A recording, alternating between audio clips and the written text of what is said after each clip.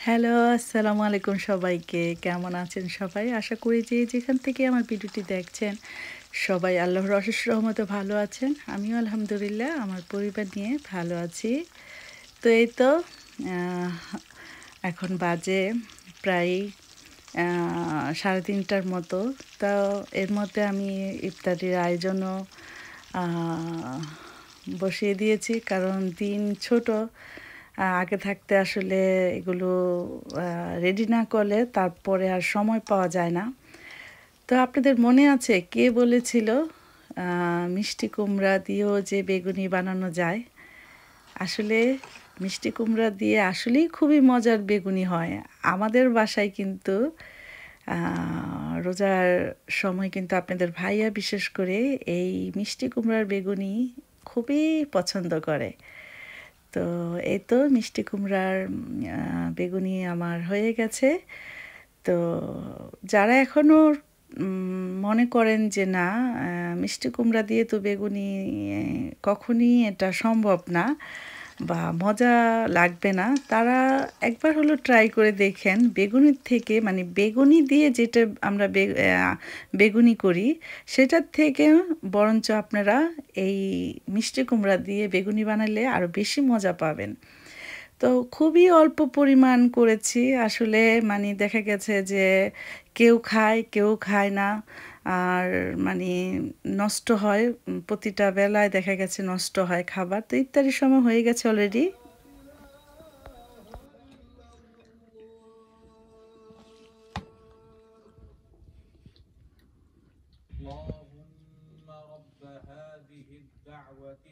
তো এখন নামাজ শেষ করে তারপর এই তো মুড়ি মাখাবো।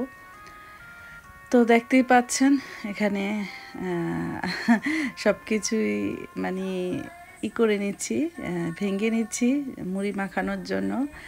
আর বিশ্বাস করবেন কি না জানি না, আমরা দুজন ছাড়া আর বাকি আমার ৩ মেয়ে মানে এক এক ফোঁটাও এখানে হাত লাগায় নাই, মানে খাবে না। মানে কি বলবো, মানে সবাই যদি খায় তাহলে কিন্তু একটা জিনিস শেষ হয়ে যায় আর খেতেও কিন্তু ভালো লাগে। তো আপনাদের ভাইও দেখা গেছে খুব একটা মানে খায় না।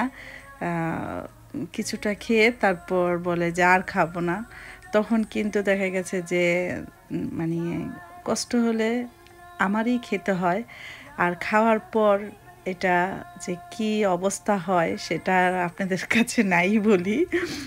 দেখা গেছে যে মানে আমি আর কিছুই খেতে পারি না। সন্ধ্যা রাতেও ভাত খেতে পারি না, সেহরিতেও ভাত খেতে পারি না।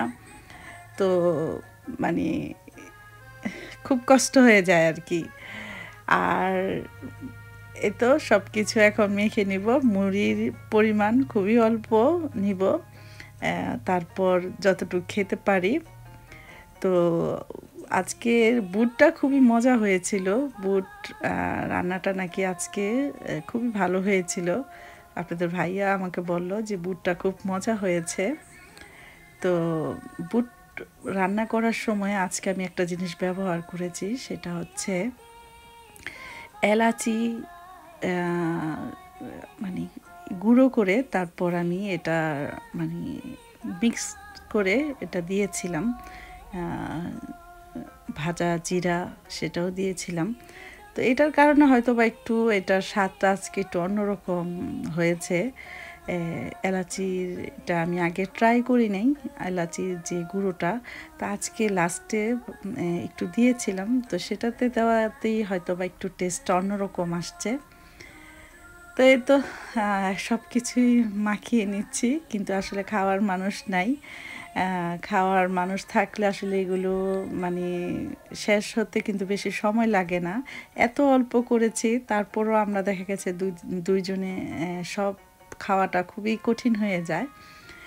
তো বাচ্চারা দেখা গেছে যে শরবত খায়, খেজুর খায়, তারপরে যে চিকেন ফ্রাই করি সেগুলো টুকটাক খায়। তারপর যার যার ভাবে মানে এখান থেকে সরে যায় আর কি।